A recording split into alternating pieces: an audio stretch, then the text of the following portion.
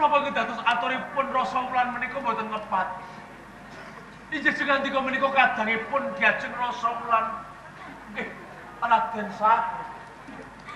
Kula nyuwun pangapunten Kanjeng Sunan Kalijaga. Ing sakawit kowe kandha yen kowe ketemu bocah wadon sing tapa ngidang aku wis ngrasa yen kuwi atiku.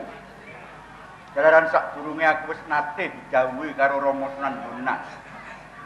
Yen to sawetara wektu aku digoleki adikku si Rasa Wulan. Ora mung kowe sing goleki Rasa Wulan, najan aku wis pirang-pirang taun aku goleki adikku. Yo lagi aku bisa ketemu Rasa Wulan. Semono tresnamu marang aku. Nanging dadi kaelokaning jagat senajan kowe pirang-pirang taun ora tau mangan woh dami. Kowe ora katon puru malah katon bunder kowe. Panjenengan Kang Mas. Yo kuwi kaelokaning jagat. Kowe tansah diayomi dening Allah. La qaula wala quwata illa billahil aliyil azim. Daya kekuatan kuwi kabeh mung saka Allah. Yen Allah ngersakake ora ana barang kang mukal. Kabeh bakal bisa dumadi. Supa Kanjeng Sunan Kalijaga. Saiki kowe wis ketemu adikku. Mula biyen kowe wis nate janji yen kowe ketemu adikku kowe arep nresnani sak putuhe. Wiwit saka jempolan sikil nganti pucuking rambut. Kowe bakal tanggung jawab lan saguh ngayomi marang adikku Rasa Wulan. Bener? Rining kanyatan menika sampun tinarbuka. Kanjeng Sunan Kalijaga sampun sumurut. Tetela kula tresna dumateng diajeng Rasa Wulan sak putuhipun. Mila kula ugi badhe njumuhi dhateng atur kula rikala semanten. Kula badhe ngayomi jiwa raganipun diajeng Rasa Wulan. Senajan ta wonten kedadosan menapa kemawon Kanjeng Sunan. Ngono. Iji Rasa Wulan. Yen wis ana pratelan saka Supa kaya ngono tur penampamu piye? Sanipun Kakang Supa sampun kula kawin Kang Mas sakit. Kowe tresna? Lahir batin. Lahir tanesih batin kula tresna kaliyan Kakang Supa. Mila saking menika senajan to deleng kepanggih tiyang sepuhipun Rasa Wulan jengandika makili dumateng tiyang sepuh Rasa Wulan. Kula nyuwun tambahing pangestu, kula nyuwun berkah. Ya Kanjeng Sunan Kalijaga. Aku sejering wong tuwa menuruti marang karepe wong enom wadon kabeh lumau tumuju marang kautaman. Aku ora bakal lega. Mula babagan sapa temun karo adikku iki kudu kok syukur marang ngersane Allah. La in sakartum la azidannakum wa la in kafartum inna adzabi lasadid. Marang sapa wong kang gelem nyukuri marang peparinging Allah, ing kono mesti bakal ditambah kosok baline lamun ingkar saka peparinging Allah. Bakal nampa azab kang gedhi. Kuwi kudu kok eling-eling, ya. Ya, tak pangestoni. Mula kowe dina iki tak penangake kowe sowan ana ngersane Rama ndhisiki laku. Mengko sawetara dina mbuh sedina rong dina aku bakal sumusul sowan ana ngersane Rama. Kang Mas sakit. Dereng-dereng urip kula wonten tanggal kula wargi kula bupati panjenengan. Kang menika kula sampun pinagi ing pawujan menika kalusan. Rasa Wulan. Ora kok ateges aku ora gelem aku ngestoni kowe. Nanging isih ana jejiban sing kudu tak ayahi. Kakang iki jejering wali. Mongko aku wis saguh aku kepengin nindakake siar agama ya agama Islam.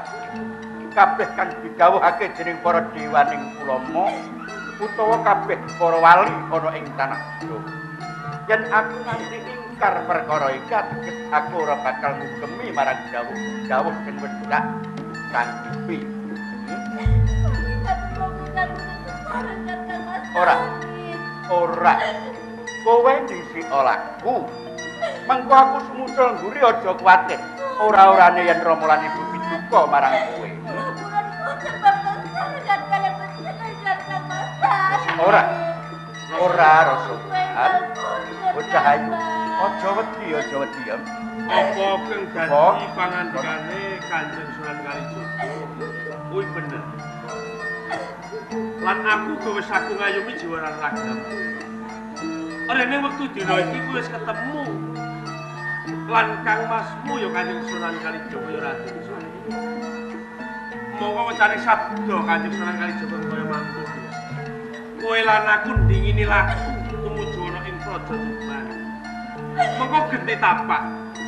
Kanjeng Sunan Kalijaga bakal sungkem ana ngersane Kanjeng Adipati Wirata. Bener. Bener aku percaya marang Supa. Supa saged ngayomi. Wis, Ing mengkono aku pengen sungkem ana ngersane Rama lagi. Rasa Wulan, wis to. Kowe iki aja nangis kaya mangkon. Nek kowe nangis kowe susah. Ora ana kerampungan tak pilih. Kang Masai.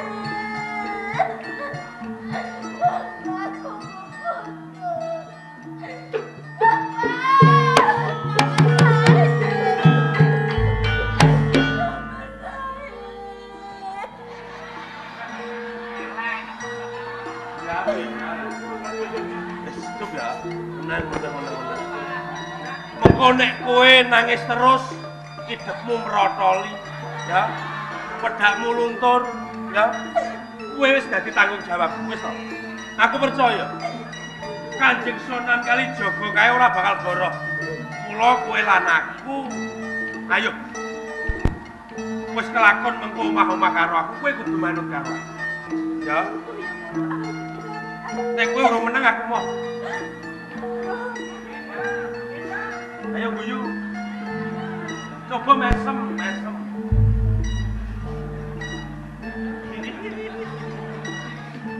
Untune kok ora ketok men.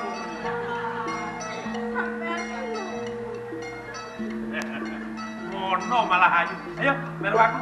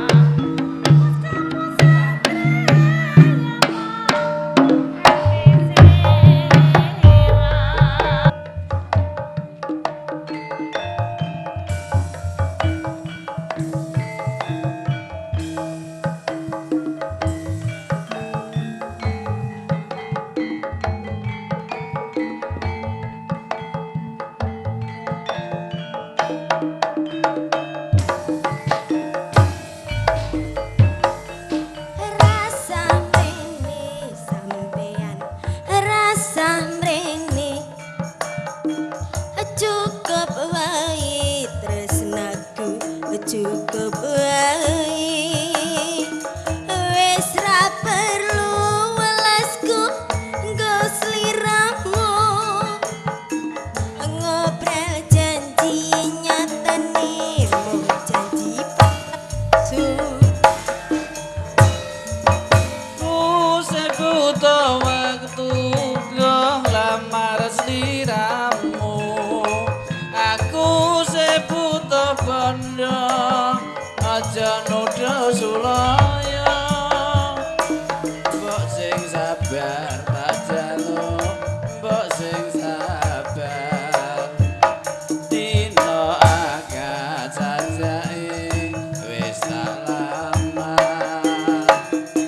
tak rencana lamaranku telung miliar awan bengi tak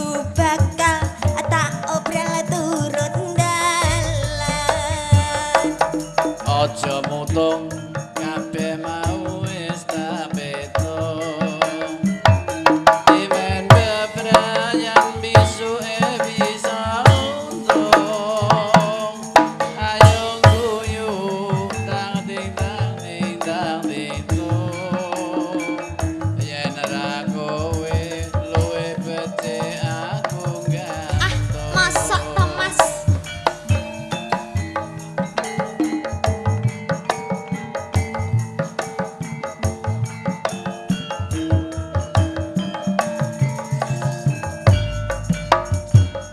Apa aku ameng mbok gawe dolanan isen tangga bentina kegunaman yen tak tunggu minggu ra ana lamaran tresnaku bakal tak obral turut dalan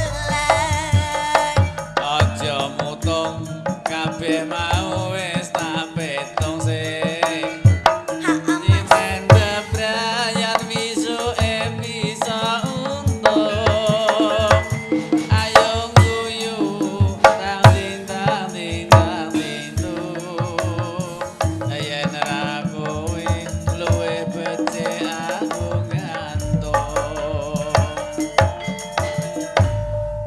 Mbak ana sing kecepit sing nguri kok kecepet barang lho Mbak. Ya wis ra apa-apa. Penak iki mau wis diaturi. Mas Ber. Ana tamu. Ning saja sayange dhewean gak duwe batur. Kane batur. Kendel ya. Wis ra apa-apa. Diwaca sik. Dari yang punya hajat, sing kagungan kersa. Bapak Joko Sucipto kalian Ibu Dewi Asmiati. Ngaturi sugeng dalu. Nyuwun lagu Becak Pati Numpak Sepur. Nyidam Sari Caping Gunung mohon dipenuhi matur nuwun. Nggih. Suwunane ana Nyidam Sari. Sapa iki sing wani Nyidam Sari? Karo Caping Gunung. Semangga diaturi Nyidam Sari.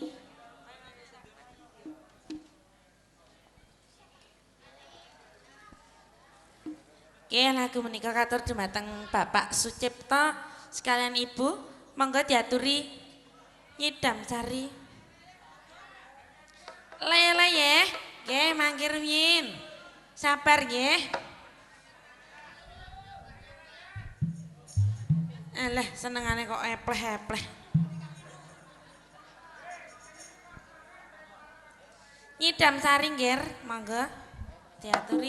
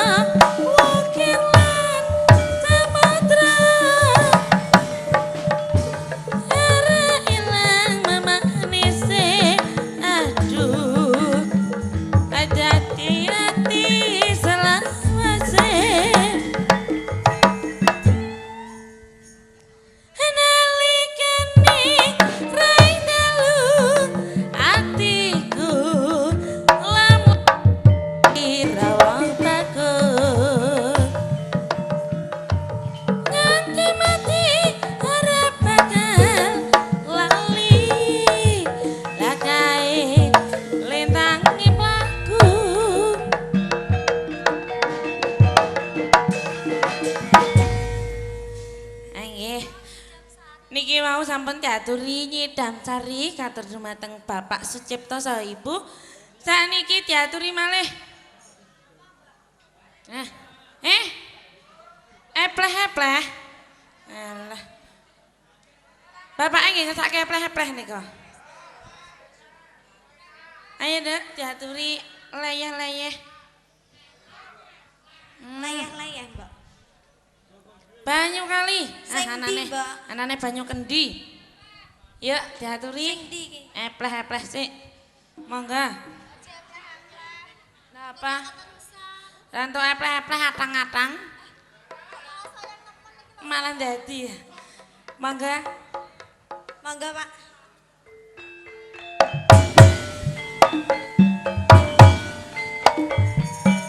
Asik.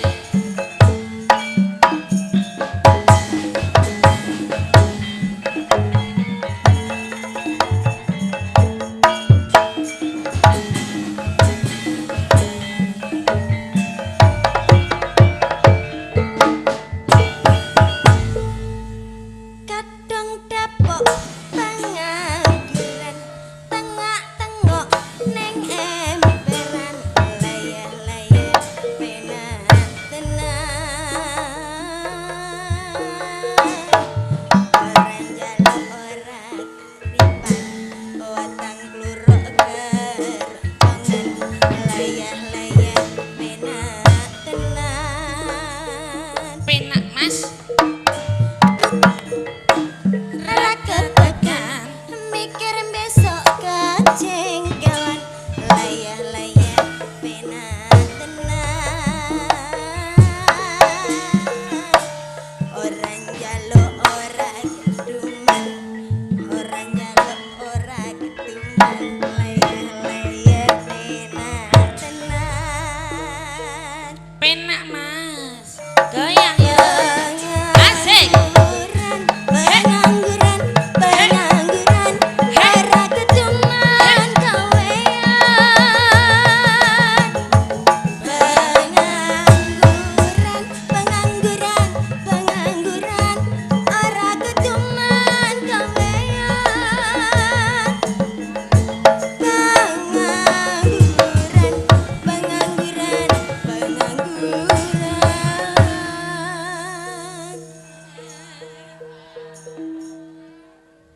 Ngebak-ngebaki Ngebak-ngebaki jalanan kono. Kebak penonton podo nonton siswa budaya. Terus pripun Pak? Layeh-layeh penak tenan. Asik.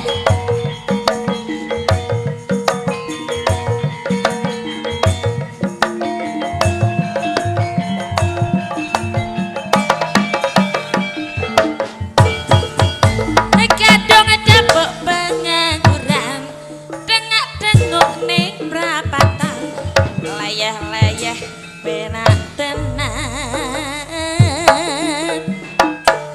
mata ngantuk ra karuan watang kluruk keroncongan layah-layah penak tenan asik mikir sesuk ra ketekan mikir besok jejengkelan layah-layah penak tenan orang jaluk ra keduman orang ngantuk jare kariban layah-layah penak tenan goyang Mas pengangguran pengangguran pengangguran ora keduman kawean pengangguran pengangguran pengangguran ora keduman kawean pengangguran pengangguran pengangguran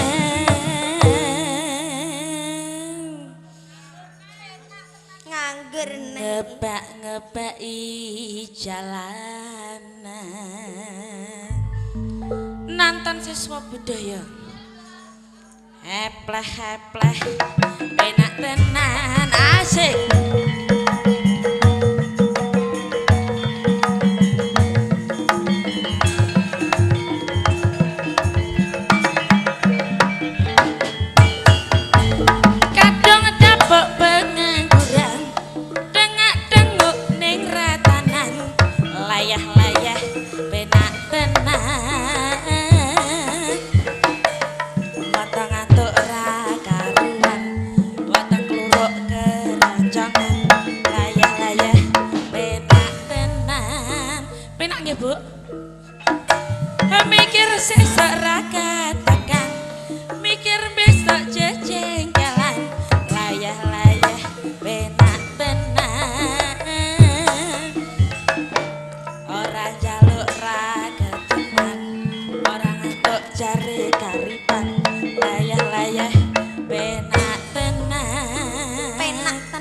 penak terus pengangguran pengangguran pengangguran ora ketuman gawean pengangguran pengangguran pengangguran ora ketuman gawean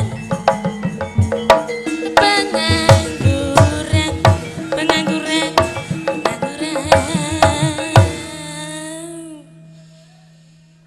Nganggur. ngebak-ngebaki jalanan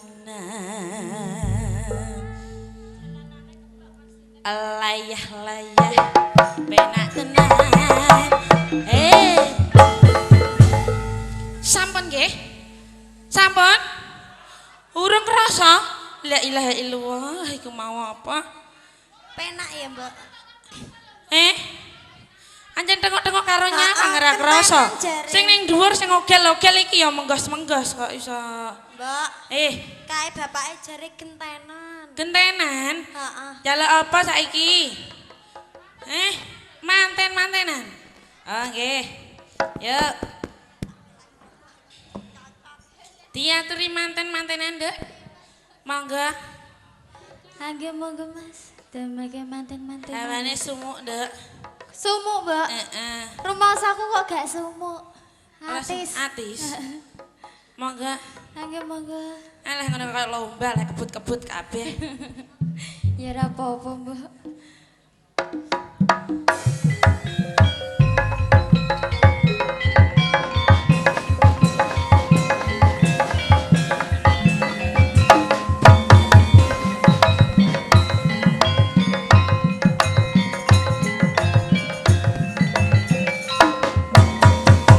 Aja godho lentulan-tulanan aku prawan raga pang-kepangan jual jawi ratur-aturan apa mbok anggap wong murah-murahan Apa sing anggap wong murah-murahan aku pengen wong kanca-kancaan syukur bagi njur gelem-geleman dipacutke terus pacar-pacaran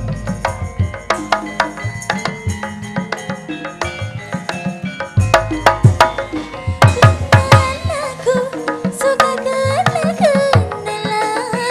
tapi awas tangannya keluyur-keluyuran aku wanita ada harga-harganya nanti takkan oleh bapak saya Bila jalan caranya betul-betulan yen arah kelihatan bener-beneran kalau gitu aku nggak coba-cobaan apalagi berpikir kawin-kawinan yen pancen welas mung tenan-tenanan wis ra perlu terus jajal-jajalan aku cinta kan suci-sucian semoga bisa terus manten-mantenan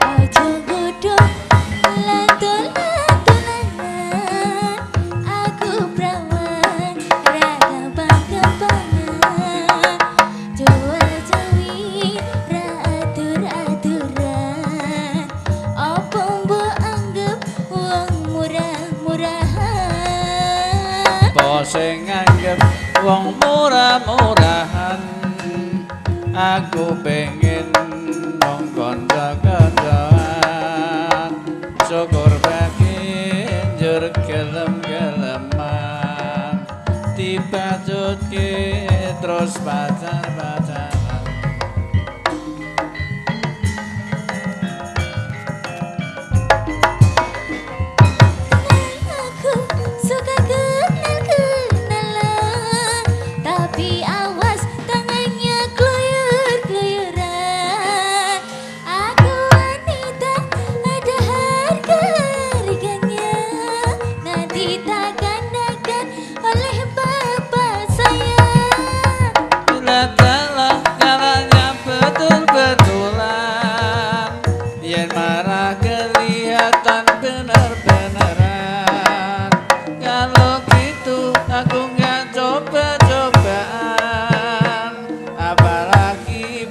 mikir kawin-kawinan. Bajin welas mung tenan-tenan, wis ra perlu terus jajal-jajalan. Aku cintakan suci-sucian, semoga bisa terus manten-mantenan. Semoga bisa terus terus manten-mantenan.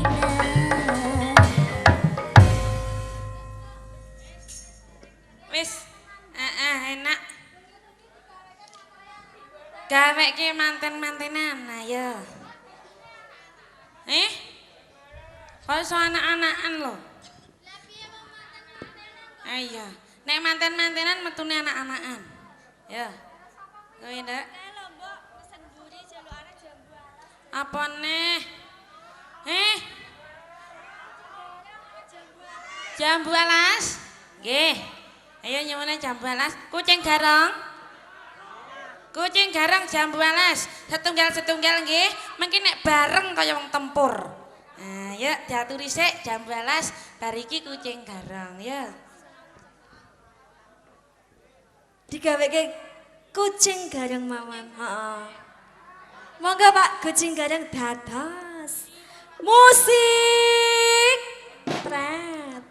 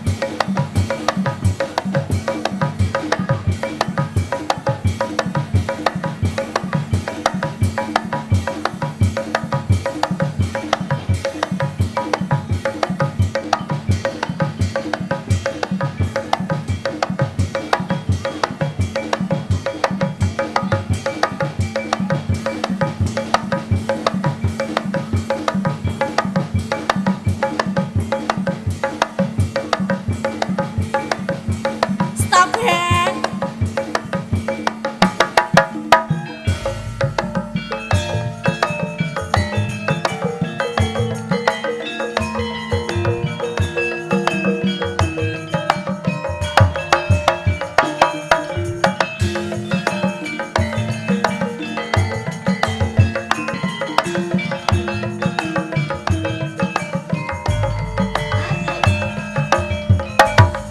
Kelakuan si kucing garong ora pernah tolong sing besong. Main sikat main empat, apa sing lewat.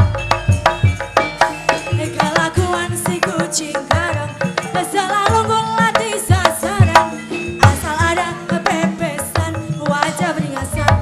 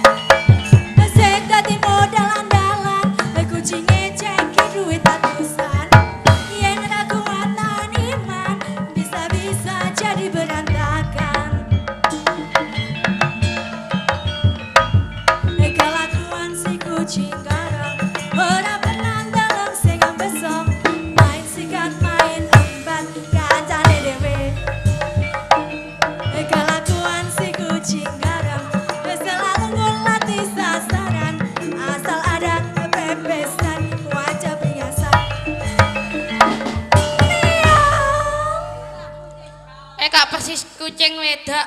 Piye? Persis kucing wedok. Sampeyan iki lho nek ngomong. Lah ya. Ora ngono saire apik-apik tek mbok ganti. Piye? Main sikat, main embat kancane dhewe. Wis karanganmu lho. Kok nyeleneh. Ya ora apa-apa. Aku curiga ngene iki malah. Piye kok iso curiga? Lah iya lagumu.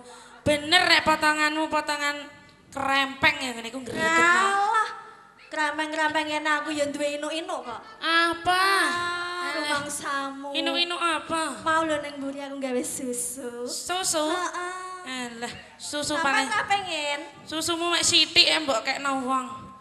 Susuku sing beru ora tak kekno kok. Endi susumu nek mburi iku? Endi? Ora tak doi. Alah, padune. Ayo, ngeten iki lho, Pak, sing diarani kantor pos Boyolali. Tegese Bokong tepos kakean. Lari pagi. kaya ngono. Kok iso Ngene leres. iki sing diarani body kringsang ya ngono kuwi. Piye kok geringsang? Gering-gering merangsang. Gering merangsang. Heeh. Walah, Yang wis diaturi kucing garong. diaturi kucing garong. Saiki Isih ana jam gilirane 12. Adikku sing dhuwur dhewe. Heeh. Heeh. Sing ayu dhewe. Ayo sayang, diaturi apa iki? Jam 12? Heeh, Mbak. Apa kowe duwe pilihan dhewe? Ya bapake kae dituruti wae. Diaturi. Ibuke mau sing ning ngarep ngersake jam Oh, 12. ibuke. Ya, monggo Pak, diaturi jam 12 dados. Apa nih? Tak kira aku.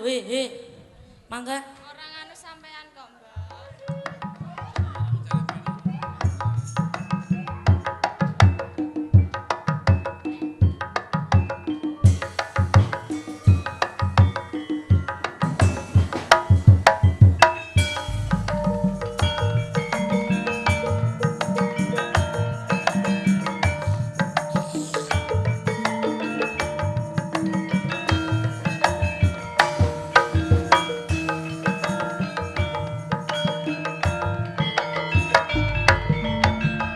Kelingan manis asame, terus kelingan ramah kemuyune, tresno lan kasih Kasih sayange. karep atiku lakon dadi jodhone.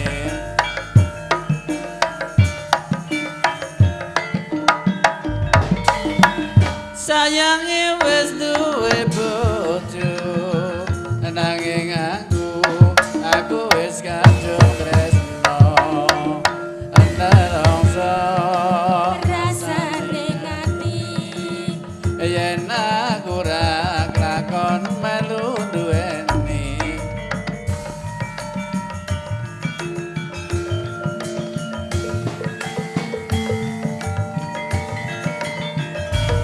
Jabualas kulite biru sing tak gagas awake lemu. Ada gula ada semut durung randa jadi rebut. Sumpah ing batin yen kula dadi kawin. Tekate ati ora bakal luru ganti.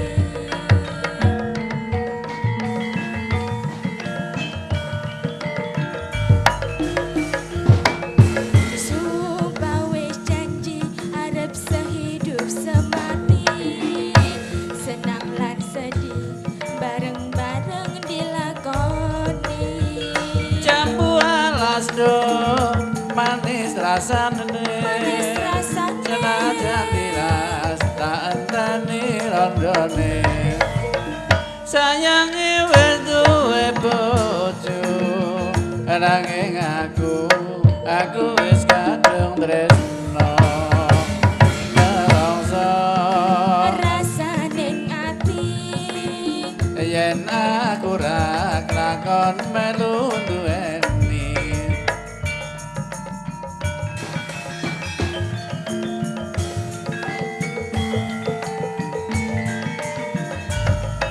Walas kulite ijo sing tak bagas wis duwe bojo. Ada gula ada semut durung rondo aja direbut.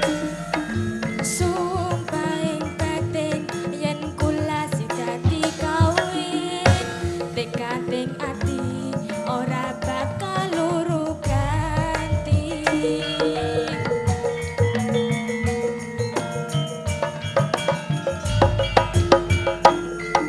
Sumpah wis janji arep sehidup semati senang lan sedih bareng-bareng dilakoni.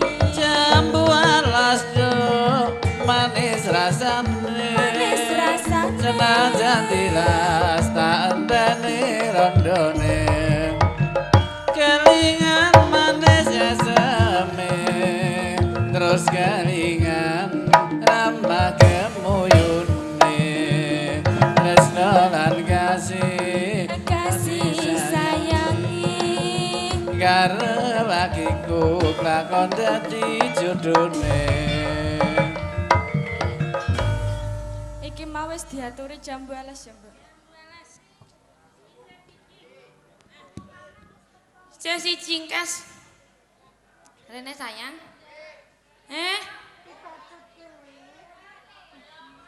Dereng rata, mengke nangis iki malah ngelek ngeneng-ngeneng. Kancane nyanyi ora dhewe. Eleh. Ora sayang, yuk ngaturi apa? Kae lho, momongane wis tekan kene. Kowe melu nyanyi, Nduk. Dibacutke ya. Heeh. Triping gedang raja, Nduk. Sithik eding padha rata. Yo, kowe sing ngurung kebagian, yuk. Diaturi prawan saiki wae, Mbok. Heeh. Iya. Monggo Pak Yus.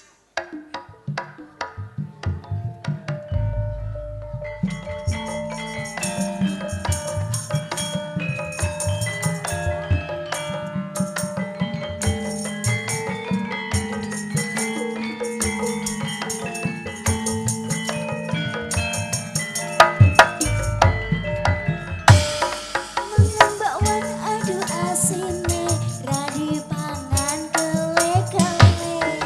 Aku prawan ilang isine turut dalan ngeler udele. Turut dalan ngeler udele.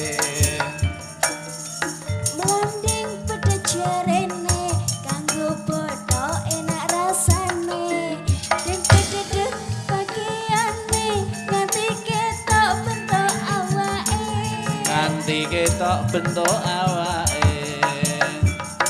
Sing mlenu Ketok mlenuke. sing seksi Ketok seksine. sing semo Ketok semoke. sing mlenu Ketok mlenuke. sing seksi Ketok seksine. sing semo Ketok akonge. akane mboke.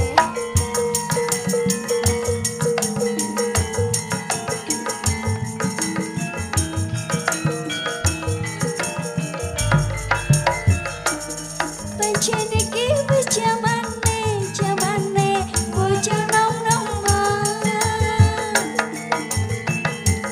Sing lanang padha kunciran kupinge nganggo titian.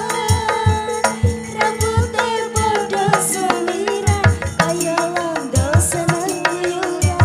Rambuté padha seliran kaya turis saka Nederland. Landing pada jarene kanggo bodo enak rasane.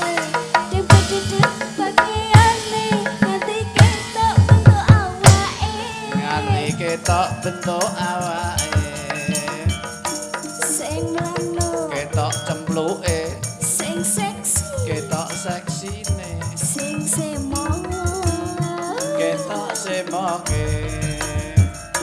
sing mlanu Ketok mlenuke. sing seksi Ketok seksine. sing semo Ketok semoke.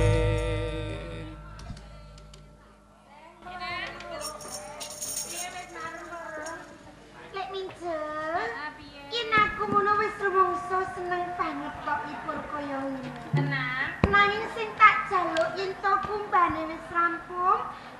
dicukuki luwih dhisik aja nganti ana sing keri. Iki mau nggone ngombahi ya wis padha rampung kabeh. Kula kuwi tak dikuki terus bali. Ayo ndak. Ayo ndak ditukoni foto lho. Hah? Kaget aku.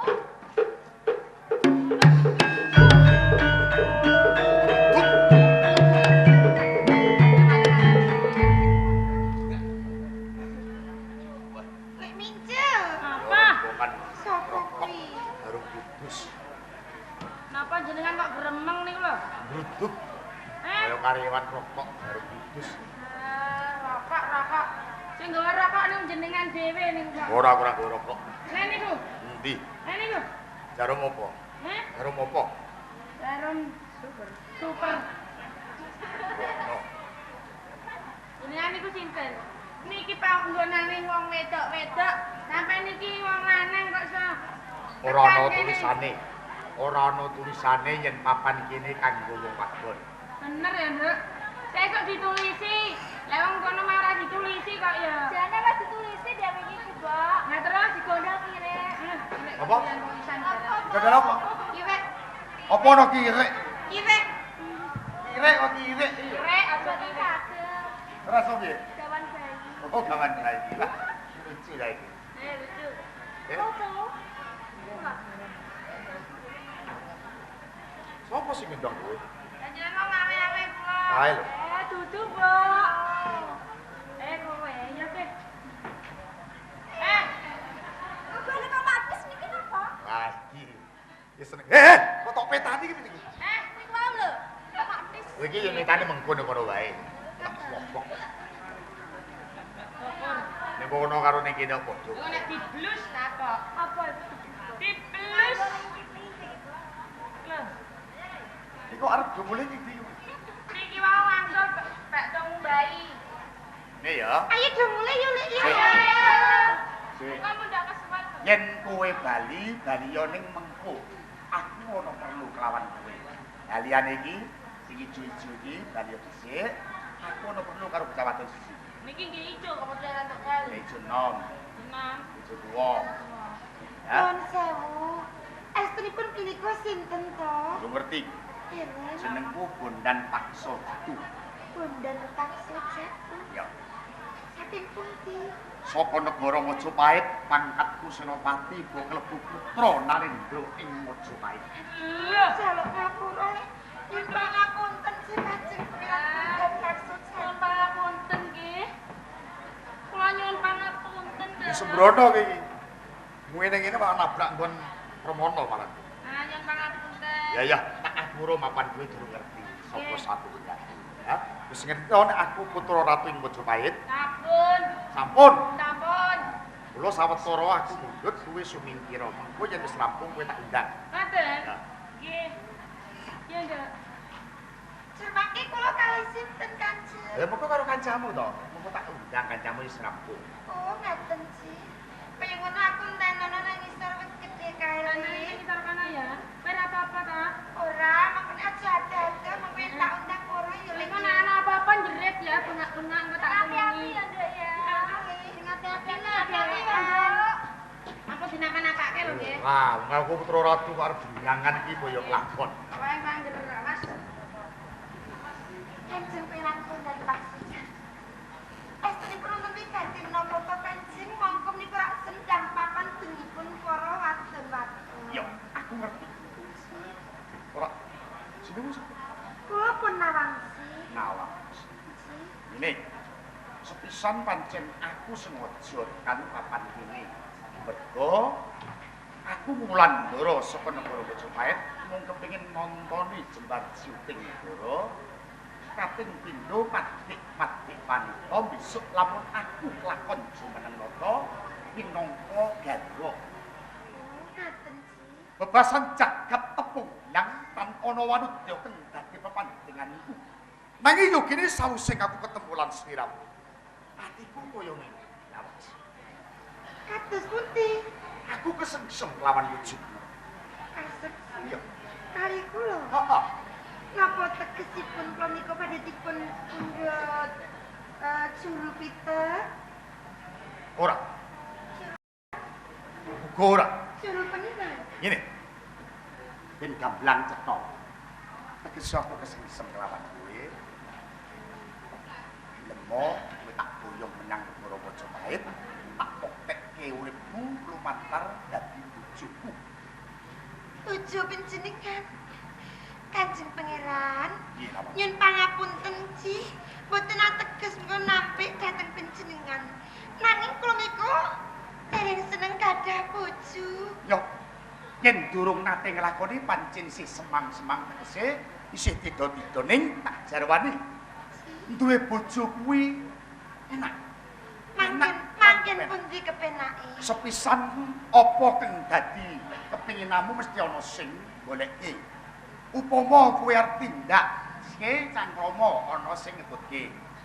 Mengko yen kowe kepengin apa wae ana sing ngikutke. Aku Boten Kanjeng, kula dereng saged ento punika badhe bebojoan.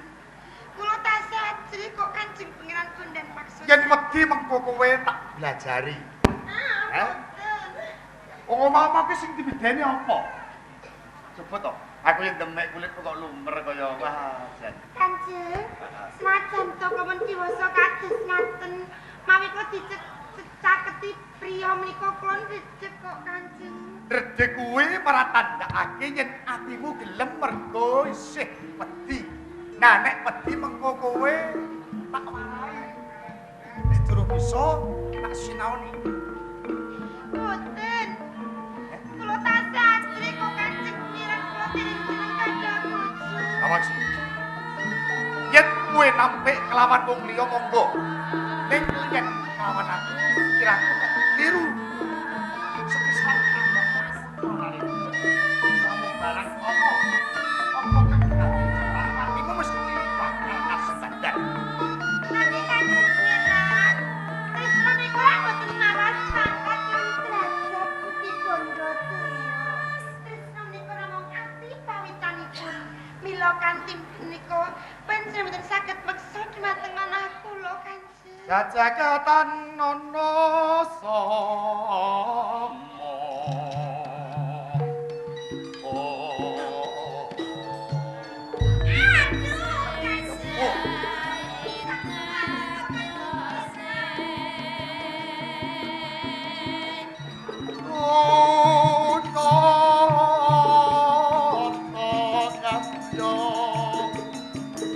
Sang Betari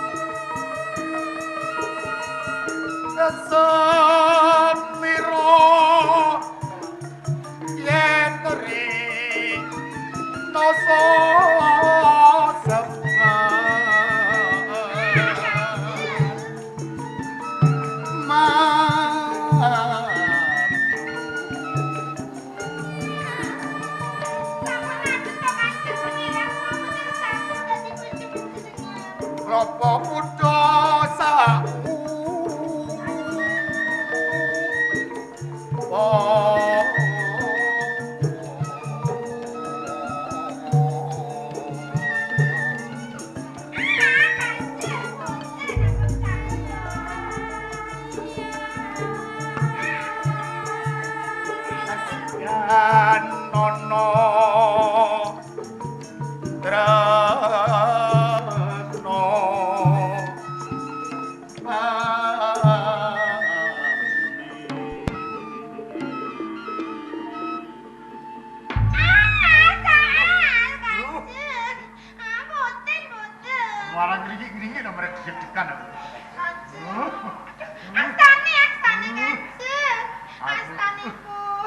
Aku yen weruh wong ayu kaya kuning tangan kudu ngrayang, ning mripat kudu nyawang. Oh, durung ning irung. Ade menapa? Kudu ambekan. Iya, dirasuk-sukan masa kudu apa? Sih. Yen aku guyu aja kok anggap aku mung cukup trimo. Kowe nyetenges lawan aku. Ning bawa ning aku tresno marang kowe. Wis to. Kowe njaluk apa tak turuti. Sing ana tambu ana keng ora ana takokno. Ayo. Kanjeng Pangeran, kula nyabda namung setunggal. Kurang akeh mugi mawon kersa kesenengan kanjeng kula dan Ati lanangku brunjang. Inggo sapi medhot saka dadung di palang ono tempat. Oh, kowe aja lahir kasaringanmu. Yen gelem kepenak nanging yen gede kok kosong. Gelem. No, papan kene ora ono ruangmu. Aku nekat. Sandangamu tak keteli. Sampun kanjeng. Kowe ngelegino tanpa lawak gampang kudu ngakai kowe.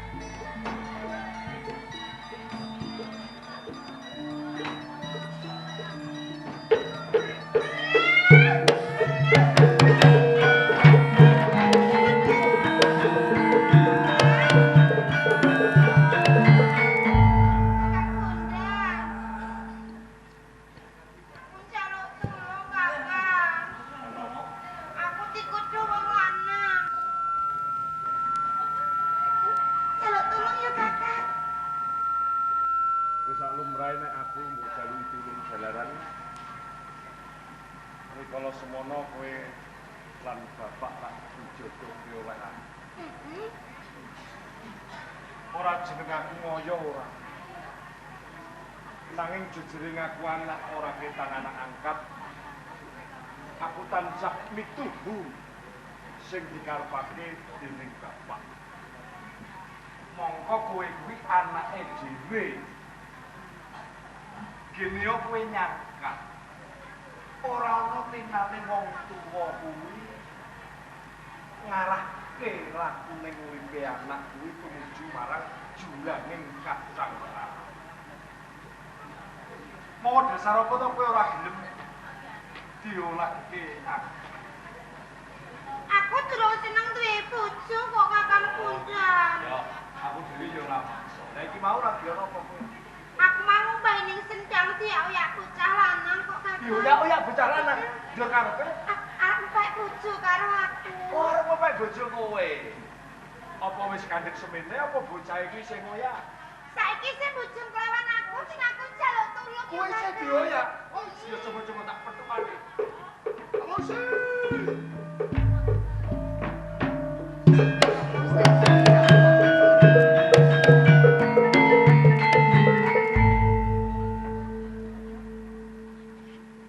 Bodoh kowe ora gelem. Yo kene Kakang. Dodoke pidoksa. Praupane cara piyayi pasuryane. Bagus. Terus Agemane gumebyar. Kandhane kok. Yen diwaspadakake satemah gawe blerenging mripat. Kaya ngono kok tak tampek iki sing tok tampek apane lho. Bener. Bener le. Bener Gus. Kowe ngerti dhewe to? Saiki dudu aku sing bloko nanging wong liya. Tegese dudu sing nggo karepan kepek bojo kowe. Yen ing kono kowe teka ora gelem, kowe njur mlayu rene ketemu kelawan sedulurmu apa wong tuamu njur kowe kandha. Mula wong tuamu gelem. Iki. Wah, kowe apa kakek? Kono-kono kok tok tampik. Apa kowe mengko kepengin dadi ujaring bebasan singgang rekatak ora dineni sing tegese prawan kasep. Ya, sampean iki seneng yen aku dadi prawan kasep. Engko Alah, padu limut. Iki lho, Kakang. kula melu seneng, Dek. Kakang, bokongku diciwit iki. Wong mangcewol napane, Den. Gon brutu. Kakang iki lho bokongku diciwit. Ayo ora pok-pok, aku nyawang kuwi wae melu seneng. Seneng-seneng piye? Sampeyan seneng-seneng wae. Bul kowe kok empuk. Empuk bokonge.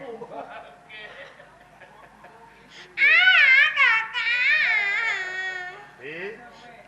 Iki kliru lho. Saiki wis nata lan cetha. Sedulurmu malah jurungke yen kowe kudu gelem dadi bojoku. Aja-aja kowe engko kene tok tampik, kono tok tampik, pilih-pilih tebu. Oleh bongkeng tok bengkok. Ya ta. Iki senengane kok. Aduh. Kakang iki lho aku bola bali diciwit. Meleh Den meleh. Aduh, Kakang iki lho. Lho kok Sampeyan kok malah ngongkon to? kok ngene ambune? Napa? Cobi. Iya bener. Niku sing kaya iwak sarden niku. Cita. Kok Mas Sarden iki? Nggih. Apa gembole Mas Sarden to piye? Sarden kis. Sedap. Kis niku ambu sarden. Dadi kaya ambune sarden. Ki Sarden, ki sing ngambung Sarden. Padane arep masane aku ngibol apa? Ya wis ngono kuwi. Sing rirang lah ya sedulur tuwa to. Oh. Saiki tak tembung, wong ora gelem sing bagus durunge. Ya sedulure to. Nggih. Diwantuhke senengku Bondan Paksa Jatuh. Senopati saka negara Majapahit uga klebu putra Ratu Majapahit. Lho aku iki. Yen kowe dadi sedulur kowe ora bakal tuna, kepara bakal bakti sepisan. Batine mengko kowe bisa caket lan piaigung ing negara Majapahit. Kaping pindho yen bejamu mengko kowe bisa nempel kamukten ing negara Majapahit krana aku. Kang. Kakang Bondan, dong sejotos. Ayo Kakang. Aduh. Kleru. Sing dijotos kono dudu aku. Lah kok malah ngene lho. Aduh, iki lho Kakang. Oh iya. Sik. Lho sampean barang kakangku kene kok sampean saya mendhuwur. Lah kok lungke ngene kok matung. Iki lho Kakang, mau ditemu. Kok malah iki lho Kakang. Sik.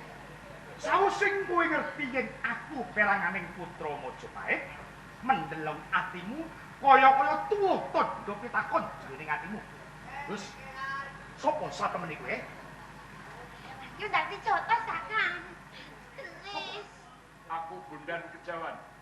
Bondan Kejawan.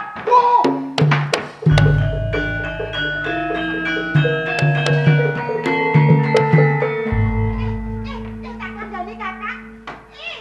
Kakang Bondan. Iya.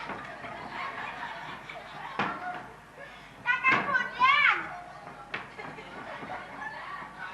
Tak kandhani. Mbak kuwi mau banget jenenge kok wedi ya Kakang. Apa jenenge sampean medeni ngono apa piye?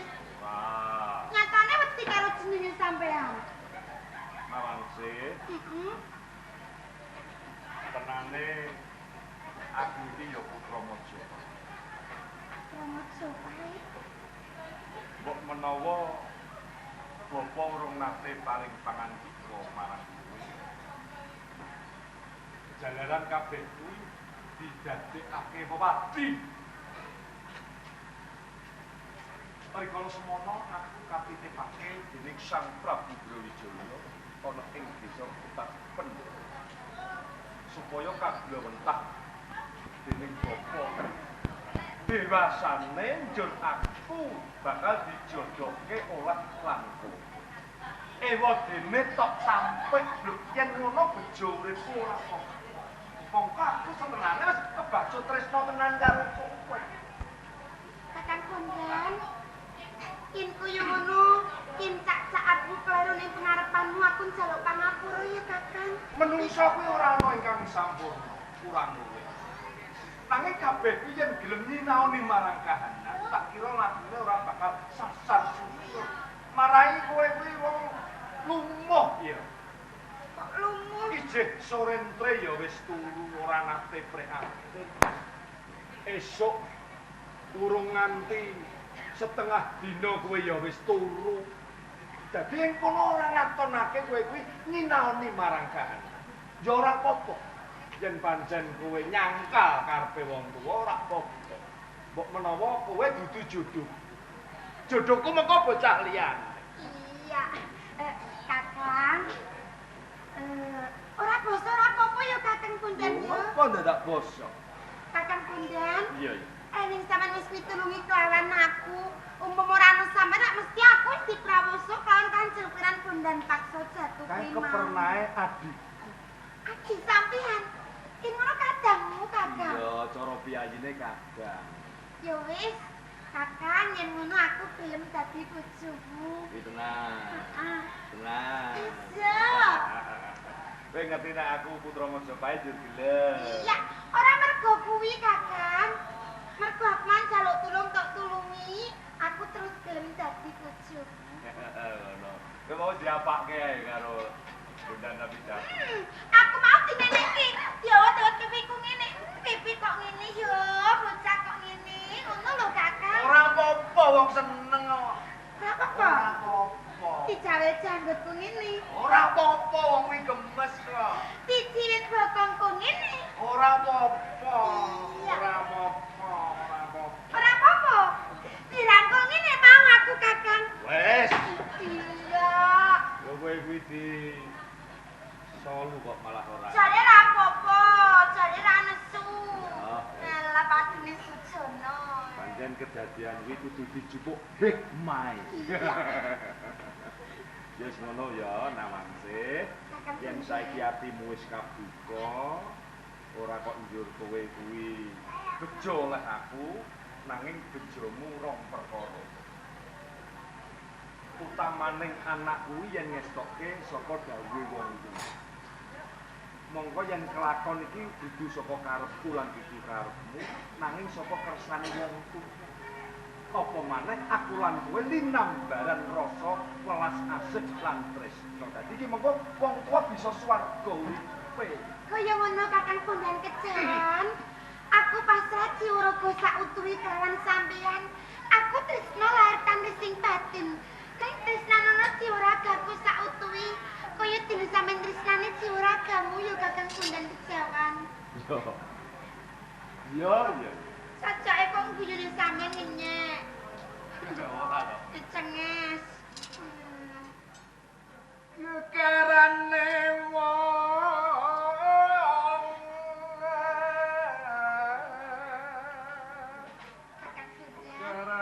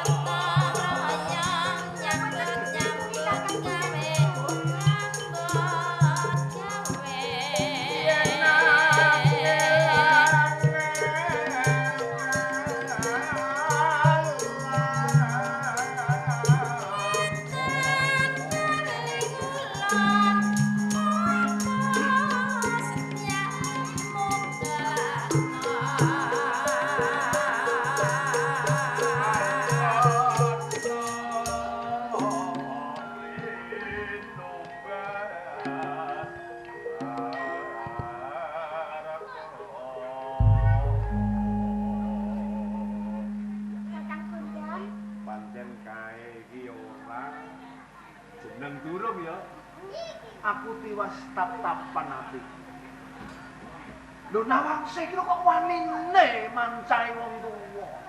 Dosa apa besok sing arep disangga? Kakang Bondan, umpama aku ngerti wong bebojan iki kaya ngene kepenaki, aku biyen-biyen gelem lho Kakang. Kabeh kuwi nunggu saat, nunggu mangsa. Oh, kaya ngono. Tapi cara woh ki saya suwe lek menep ben saya mateng. Nek mateng njur mirasa. Sepulung di bojo ki seneng yo Kakang. Ya seneng ya ora, jalaran ngene. Piye Kakang Bondan? Awake dhewe iki lagi wae pacangan. Ibaratnya nyawang gunung Sokato ae. Anane mung sarwa endah ketok ijo royo-royo. Iya ta? Nanging sawise dadi bojo, panyawang iku mau malih akeh bebaya, akeh godha rencana sing awake dhewe kudu aja kendhat saka ing kaprayit. Nah, tuladane gunung kaya diunggahi akeh curange kang celuh. Akeh kribeg blondotan lan akeh kewan kang galak. Sisip sember yen awake dhewe ora bisa njaga lakune iki mesti bakal dimangsa dening bebaya. Ora beda wong bebrayan kang sifat jejodohan. Heeh. Mengko tuladane yen wis duwe anak siji. Ha iki coba panggoda wiwit teka iki. Godane manggon ngendi Kakang Bondan? Ya muga-muga ora perlu tak jabarke sing ado-ado. Kowe lan aku aja nganti nemoni panggoda sing ol. Kakang, umpama bebasan ana kewan sing galak bakal mangsa kelawan aku, sadurunge kewan mau mangsa aku bakal ngatur. Lan lakuku sadurunge aku kejeger jurang, aku bakal tansah ngati-ngati lho Kakang nggonku lumaku. Tenan. Kuwi tenan. Engko roh jurang kok jeguri. Ora lho Kakang. Sing tak tresnani wong sampean. Macan mangap malah mbok leboni tangan. Sampeyan kuwi. Ya syukur. Sing tak tresnani Ayo wong kabeh-kabeh budidaya lan sinau supaya slamet iki kepiye? Ayo bareng-bareng. Matur meneh wong tuwa. Ayo bareng-bareng.